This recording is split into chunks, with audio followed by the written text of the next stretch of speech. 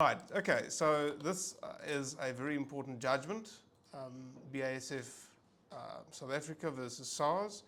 Crucial in the context of dispute resolution. I've said this before, I think apart from the Virgin Mobile judgment by the SCA, this is probably one of the most important judgments of the last 10 odd years, insofar as it concerns procedural law. As always, this training is intended for my staff, for those of you joining online, for your interest's sake only. All right, so just some background in this case. The taxpayer, BASF, had the dispute is a transfer pricing dispute, right? So the local taxpayer, BASF, bought, doesn't really matter what, like precious metals or something, they bought something from their Swiss-related company, right? And we all know that Section 31 regulates international transactions that's connected, right? So SARS then said, well, fine, I'm not happy with the prices that you are paying for these things. I think that your profits are understated. And they then made certain transfer pricing adjustments. SARS used transactions net or something, I can't even remember the names. But SARS used a way, because there are various ways that you can determine an arm's length price. And SARS used this particular way, and the taxpayer wasn't happy. This case is not about the transfer pricing issue. That's the main dispute. This is interlocutory. This is relating to the dispute. It's relating to the dispute process. But the main issue was the transfer pricing assessment that SARS had raised, right? And the procedural issues that went to the tax court. So when I say procedural issues, I mean that nobody is yet challenging the validity of SARS's assessment, right? That's not the question yet. So the taxpayer is challenging the validity of SARS's assessment, but in the process of going through the objection and appeal route, they came across an issue, right? And that we call those interlocutory. They are interlocutory to the main dispute. And the first issue that went to court then was this procedural, I use the words interchangeably, but it's actually complicated a little bit more, but they went to the court on this side issue, if you will, for lack of a better word, before the main issue is heard. And the crux is, what are these side issues then that the tax court had to determine that went on appeal as BASF versus SARS? Right, and the issue is that went to the tax court, the procedural issues, what can SARS and the taxpayer raise as new grounds when the tax case reaches appeal stage? And this is a topic that I have spoken about for years, and it's something that I'm kind of tired of repeating by now, but it is something that unfortunately is often an issue in practice, right? Is SARS changing their 31 statement, and so to the taxpayer. And I'll tell you why this is an issue, right? When a SARS auditor raises an assessment, they hardly ever put in all the grounds that's supposed to be there. Half the time, they've got conky grounds for their assessment, in my experience, right? And so the taxpayer then objects, and it gets to court. Now, a lawyer, either external or internal counsel, looks at this case that the auditor has made out, and he has now, or she has now, to defend this matter. And they look at the taxpayers or the auditor's grounds for assessment, and they go, oops, this is not going to stick, right? The auditor or the grounds aren't enough, or we can expand them, and then they have to change it, right? And the question is that permissible? That's the question in this court, right? And the same holds true for taxpayers. Unfortunately, it's getting less in my experience, but unfortunately taxpayers follow the same thing. Objections are done by general tax practitioners, they just file objections, right? And then SARS disallows the thing, and then it gets to litigation, and it gets to someone like us, and we go, listen, yeah, you've raised the defense, but it's not going to stick. We need to fix this. And the question is, to what extent can the taxpayer fix it? And that is the two main issues. So the one is, to what extent can SARS fix their case when the matter reaches litigation, and to what extent can a taxpayer fix their case, if at all? Right. The tax court, well, let me just go back to what SARS wanted to do. I think it said it in the previous slide. Yeah. So SARS wanted to amend their Rule 31 statement. So the matter, the taxpayer obviously went through the objection and appeal phase, and the matter reached litigation, and SARS is supposed to deliver something called the Rule 31 statement. And in this Rule 31 statement, SARS wanted to rely on entirely new benchmarking studies, right? And what they call a synergies ground, which is an entirely different thing that they wanted to raise in their Rule 31 statement. And the taxpayer wanted to similarly amend their Rule 32 statement to adjust the calculations on which SARS had based their original assessment, right? But the taxpayer was disputing SARS's transfer pricing assessment. They were just saying, okay, but the calculations that you've got, that you rely on for the purpose of your analysis of what's benchmarking is wrong, we want you to use the correct calculations, which is something they only wanted to add in their Rule 32 statement. So clearly, these things are new, right? And this happens often, unfortunately.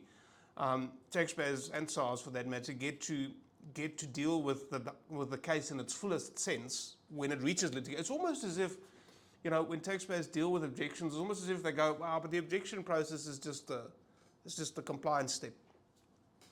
You do it I always call it on the back of a cigarette box kind of objections, right? And the same with SARS, they rush to raise these assessments. They don't have the luxury, the auditors at least, I don't think, have the luxury that we have to sit and 2 weeks contemplate for 2 weeks on what's the best angle on this case. They just raised the assessment. So anyway, so this is what happened, and then they got to the amendment, and then the taxpayer said, no, SARS, you can't amend your Rule 31 statement, and SARS said, well, okay, you also can't amend your Rule 32 statement, and then that went to court. So that we went and we asked the tax court, okay, court, can SARS amend their Rule 31 statement, and can the taxpayer amend their Rule 32 statement? And the court said, SARS is allowed, but the taxpayer is not, right? And that then went on appeal, and that's the judgment that we are discussing today, is the BASF judgment. So there's two main issues, is what is the permissibility, or what new grounds can SARS raise in their Rule 31 statement, and also what can the taxpayer raise. But there was a further procedural issue that was raised when the matter went on appeal, and we can thank the line match case and the judgment in the line match case, which is a 2018 judgment for that. But the issue is the appealability of the order of the tax court on the Rule 31 statement, because the court had said no, SARS is allowed to change their Rule 31, taxpayer, you're not allowed to change your Rule 32. The taxpayer wasn't happy with that and took it on appeal. And the question, then the first question in the High Court was, can you appeal these sorts of judgments? Because I said earlier, these are side disputes, right? They're related to the main dispute, but it's a side issue regarding pleadings. And why is this so important? Why would you go and make a scene about pleadings and go to court about it? What is the relevance of that? Why? Because the pleadings sets the entire dispute. If it's not in the pleading, it's not in the court, right? If you didn't raise it, the court won't hear it, right? So the pleadings determine what the issues are and who may say what in the trial. So it is crucial that you get this right. And even us, when we go to litigation, when our matters reach Rule 31, we'll prepare them, but in the cases we decide to go to tax court on this, we'll have them settled by senior counsel. That's how important pleadings are, right? To make sure that you've got them right, because they set the tone and set the entire basis for the case. Anyway, so the first issue is, can you appeal it? And then the question is, to what extent can SARS add, and to what extent can the taxpayer add? So the court deals swiftly with it. It hinges on the Black Mountain case, which is a tax court judgment later endorsed by the SCA and Virgin Mobile. They said, well, if it's an order under the tax court rules, or it relates to a procedural issue in the tax court rules, and it is final in effect, then it's appealable. Right? So the court said they were appealable. I'll talk a little bit more about what it means going forward. And then it said that first, that the orders are appealable, right? And then it said that SARS's Rule 31 amendment is impermissible. Let's just quickly, before I go into the court's reasoning, the High Court says, SARS you can't amend, and taxpayer you can amend. It's going to come in terms of the tax court judgment entirely on its head, right? But what is crucial is that you understand what Rule 31 says. Rule 31 says is that SARS, you must set out the grounds to your assessment, right? And then it says you can set out new grounds, SARS, in your Rule 31 for your assessment, but it may not constitute an ovation of the factual or legal basis of your assessment, right? So new grounds are fine, but not to the extent it's an ovation of the factual legal basis or a ground which requires the issue of a revised assessment. And the court looks at this and he says, but hang on, when you look at transfer pricing is based on benchmarking studies, right? Transfer pricing adjustments. You've introduced two entirely new benchmarking studies. That is an entire innovation of the factual basis for your assessment, because you said I'm relying on facts A to raise the assessment originally, and now you're saying I'm relying on facts B. That's a substitution, an innovation of the factual and legal basis. The synergies ground is more the legal basis. The court said that wasn't part of your assessment. Then he said, insofar as the taxpayer's amendment to its Rule 32 is concerned, that is permissible. And this, to my knowledge, is the first judgment where a higher court has fully endorsed the tax court judgment in ITC 1912. It's slightly at odds with baseline civils, which is a SCA judgment, but the court looks at Rule 32, and let's just stand back and ask, what does Rule 32 say? Because similar to Rule 31, it allows new grounds, but it says the taxpayer may not raise a new ground that relates to a part of the assessment that was not objected to.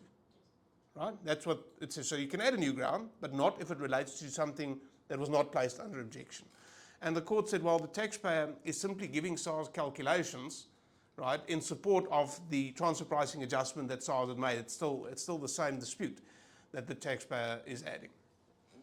On appealability, this was, for me, a crucial judgment, because before this judgment, this BASF judgment, was the line match case. And there what happened is SARS also raised what was in my mind impermissible new grounds in their Rule 31 statement, which the taxpayer challenged in the tax court and failed. And when the taxpayer in line match tried to appeal it, the court said it's not appealable, right? This is exactly the same principal facts. SARS changed the Rule 31 statement. The taxpayer said, no, I'm not happy with it. The court said it's allowable, and then the question is it appealable? Well, on the strength of line match, the answer should be no. But then, unfortunately, for the taxpayer in line match, that decision was handed down before we had the Black Mountain test, which is a tax court judgment, but which was subsequently endorsed by the SCA in Virgin Mobile, where it said, well, if it's a matter, if it relates to a procedural matter in terms of the tax court rules, which Rule 31 and 32 are, right? Then, and it's final in effect, the judgment of the tax court, then it's appealable. And here it said that it is final in effect. The tax court's judgment to allow SARS to change their Rule 31 is final in effect, because it's going to determine what is to be heard in the tax court, right? It finally determines what the ambit of the dispute is going to be in the tax court, and therefore it is final in effect. And it's definitive of the taxpayer's rights, so therefore the judgment is appealable. And I'm very happy about this, because before this we had the line match case.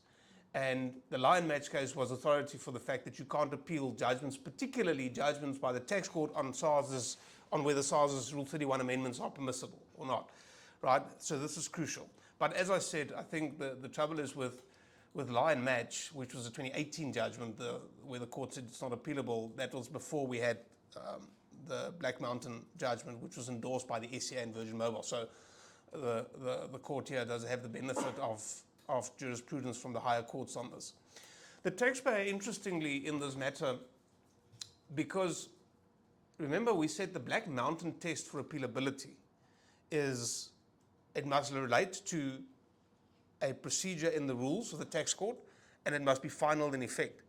Now, when you look at that final in effect concept, I can still argue at the other side as well. So it's not final if I amend, and I think SARS did that in this case, to argue the finality requirement of the judgment of the tax court is not met, by saying, but hang on, I'm changing my Rule 31, you must have the chance to answer me. If I amend my 31, you can answer me in your 32. So what's final about it? There's nothing final about that decision, right? Why should the finality requirement be met? And whoever represented the taxpayer, I forget now, I can probably just go and check, but raised this used this Free State case, which I'll touch base on later, to say, but it's final in effect because when the tax court granted SARS leave to amend its Rule 31 statement, it wasn't competent for the tax court to do so because it's an impermissible novation of the factual basis for the assessment. And if we say that the tax court operated outside of its powers, then it's final in effect, right? Then we must go back and say we have to go and it must be appealable. And so to that extent, it makes sense. And I've always said that, is you should be able to take this on appeal because it does set the tone for the dispute, and it's entirely unfair for a taxpayer, and you see this, unfortunately, more often than one would like. You'd see this where the matter proceeds to litigation, the taxpayer is defending case A, right?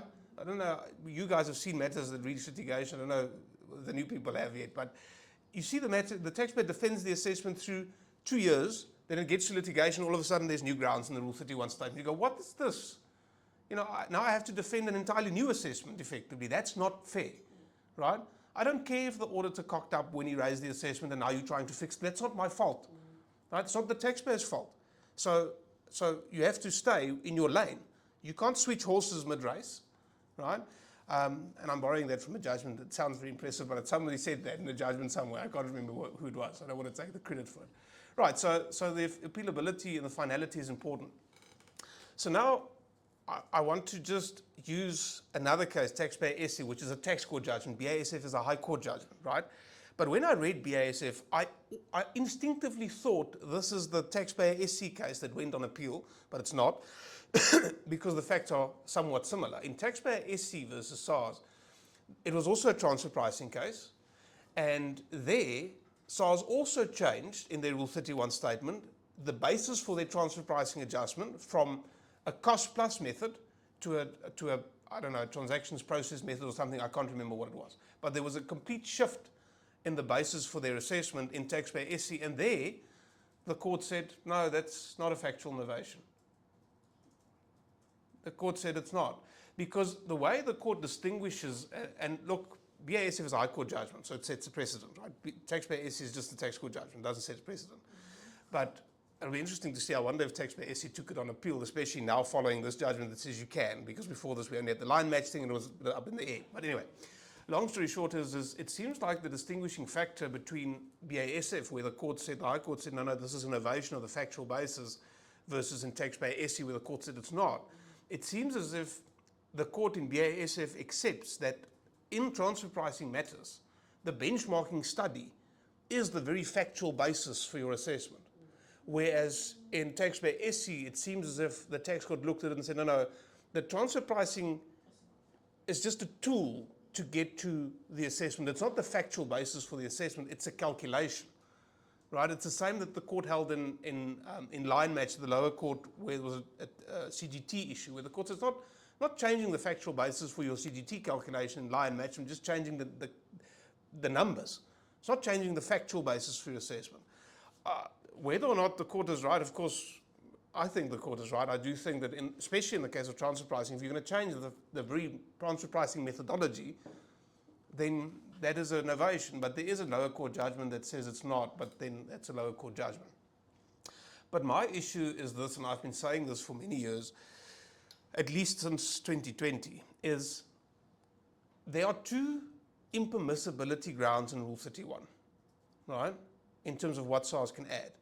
The one is they cannot raise a ground which requires the issue of a revised assessment, and they may not issue or raise a ground that is a factual or legal novation. Those are two separate grounds of impermissibility. If SARS were to, at Rule 31 statement, plead a ground that would change the numbers on the assessment, that is an impermissible new ground, because that requires the issue of a revised assessment. It quite clearly is the case. And that was my issue in line match, and I think it's the same issue here. Even if we were to agree or to disagree, I suppose, on whether there's factual novation, if you're going to change the numbers of your assessment, go back and start again. Start with section 96, 92, 42, all those things. Go through that process again and raise a new assessment, because you can't make assessments in a Rule 31. And that goes back to the Erasmus judgment. Where's the empowering provision? The empowering provision to raise an assessment is not a Rule 31 statement. It's sections 92, 96, 42, etc. Those are the empowering provisions. Also, if you're going to change, if you're going to plead a case in your Rule 31 statement, and it changes the numbers, that's a new assessment. The tax court doesn't have jurisdiction to determine whether that assessment is correct, because to engage the tax court's jurisdiction, there have to have been an objection which has been disallowed and then an appeal. Now you're creating this assessment for the first time in an appeal, the tax court can't hear it. Right? That's not what the judgment said here. I'm saying that we can split hairs, I suppose, about whether or not it's a factual novation in BASF and in Taxpayer SC and in line match. Right? Because there I think I can still argue both ways. It's not necessarily innovation, but if you change the numbers, it's the end of the story. It's impermissible. It can't be raised, and that's because of the word or. Right, that's SARS' side of the story. Right, and the reason why this is such an issue still, right, this issue of what is permissible new grounds or not, is really because before we had the TIA and the tax court rules and the TIA, there was a predecessor of the current rules of the tax court. And when it dealt with what we now call Rule 31 and 32 pleadings or statements, they had a different number, but it was the same concept. The rules were not as clear in terms of what is permissible and what is not. In fact, both the predecessor of 31 and 32 had said that SARS must set out the grounds on which it relies. And the courts had looked at that when it interpreted the predecessor of the tax court rules, looked at it and said, but those words are drafted in the present tense. So it means SARS can add anything, right, at appeal stage. And because of that jurisprudence, nobody picked up the new set of rules and said, oh, it actually reads entirely different now. It's not the same anymore. We still have cases that go to litigation on what is obviously not permissible. But anyway, that's my view on it. So let's go then to what is it that the taxpayer can add. So we said earlier that Rule 32 says you can add any new ground, but not a ground that relates to part of an assessment not objected to. And what the tax court said in ITC 1912 is it said simply this. It said if there is an amount in the assessment and you say I'm objecting to that amount on ground A, right?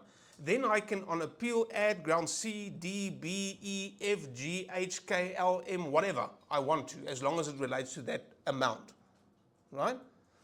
The court in this case says even the wording doesn't matter. The question is the amount. That's what the court said in ITC 1912. It says just, the question is simply, and that's how we look at it in practice. When matters come to us, we get to appeal stage, one of the first things I look at is, well, what we look at, as I say, fine, I want to see the objection because I want to see what did you put under objection. Because if you put the right amounts under objection, I've got an open canvas effectively to go on in appeal, right? Or so the argument goes on ITC 1912. And so that's what the court said in ITC 1912, and this is the first, to my knowledge, the first higher court judgment that fully endorses ITC 1912 in the way that I've just explained it. In all the other cases, Free State, Tolt, all of the cases there was some acceptance of ITC 1912, but with some qualification to it, right? In Free State, the issue I think was VAT zero rating, and they kind of foreshadowed the fact that they'd taken issue with the zero rating in the objection. It wasn't completely explained, but it was foreshadowed, and then elaborated on an appeal, and the court said that's fine, right? In Tolt, the issue was whether the taxpayer, when he raised in objection, they objected on the basis of prescription, which is an objection to the entire assessment, right? When they got to appeal, they said, oh, but I'm just using an example. They said, oh, that expense is actually deductible because it's in the production of income, which is entirely new, right? It's not, you raised prescription before, now you say it's in the production of income. It's clearly new. But is it permissible? And the court said, well, yes, because when you objected on the basis of prescription, you objected to all the determinations in that assessment, right? And therefore, you can carry it forward when you get to appeal. The SCA in baseline, there's some debate about what the SCA did in baseline, because the SCA does quote ITC 1912, and in one passage, the court agrees with it, and in another, it doesn't.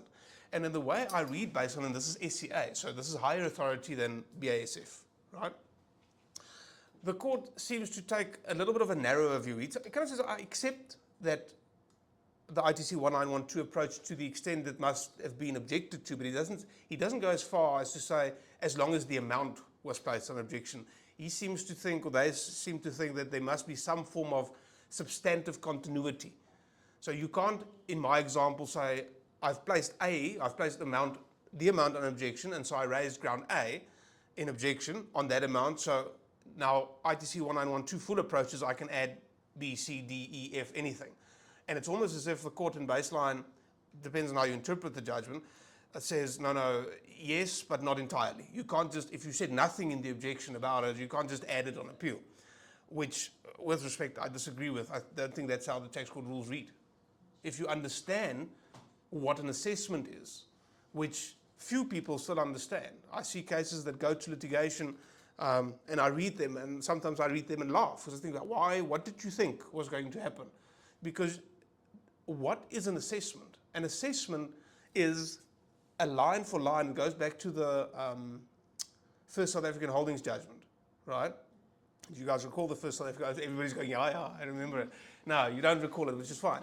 So the first South African holdings judgment, the court said, when you look at assessment, granted that was on the meaning and the definition of the word assessment before the TAA, right? So I must qualify that. But then we had AXA afterwards, which endorsed the judgment, and AXA was post, if I remember correctly, TAA. Well, the court said when you look at an assessment, there's two things. There's a notice of assessment, which is what we know as the ITA 34 and the VAT 217 and those things. That's the document, the notice of assessment. But on that notice of assessment, there are various determinations that SARS makes. And each of those determinations are assessments, right? So it's not just one document. In fact, the court in HR Computech, the taxpayer tried to do that. It looked pretty stupid, but what the taxpayer tried to do is in HR Computech, they objected to the penalties and the interest. And when they got to litigation, they wanted to add the capital, and the court said no.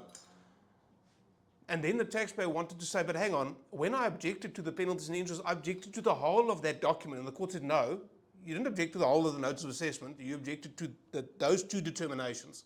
The penalties and the interest, although it's on the same document as the capital, that's not the question. The question is what determination are you objecting to? And once you understand that, and then you go and read Rule 32, it says you may not object to part of the assessment not placed under objection. Then I say, well, I placed that, an assessment being a determination. If you look at the wording, even now in the TIA, it says a determination of a tax liability. That's the definition. So when I've objected to that determination, that's permissible in terms of Rule 32. If SARS wants it to read differently, they must go and change the rule. Because in my mind, ITC 1912 is entirely in line with how the rule reads. Right? Now SARS is going to say, yeah, but you have to read it because Ndomeni says you must read it in context and for purpose. That's fine. You can read it for context and for purpose. You're going to get to the same answer. If you don't like that, SARS, go and change Rule 32, which let's stop there. All right. So the novelty of the grounds, the question is simply whether or not the amount was placed on objection. If so, you can add new grounds on appeal. Right? I say here that the court rejects reliance, it rejects SARS's reliance on baseline. And baseline is really distinguishable on the facts, right? In baseline, what had happened, and I covered this in the previous session, you guys will remember that, nah? Please say you remember this one because I covered this year, right? So in the baseline judgment, they had originally objected to the inclusion of this partnership profit share in their gross income. Remember that case? And then when they went on appeal, they wanted to say, oh no, but if it's an income, then it's an expense because I have an obligation to pay this portion to my partners, right? And the court said, no, that's an entirely different determination. You've objected to gross income. Now you want to add an expense, which is a different line item on an assessment. You want to add that to the appeal at Rule 32 stage. That's not permissible because that amount was not placed on objection. I remember it was a bit of a stretch of an argument, I suppose, but baselines relied on the fact that, but it's the same amount. It was 11 point something million that went into gross income. And then they said, no, but I want the 11 million as a deduction. And the court saw straight through that stupid argument, say no, with respect, say no.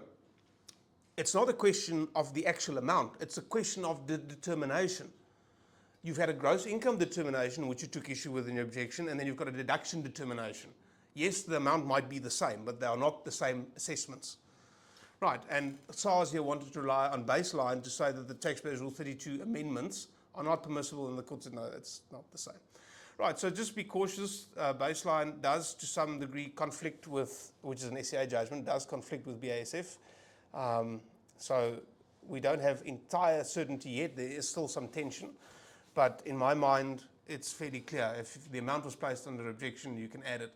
SARS is on the other side, and this is something that is crucial.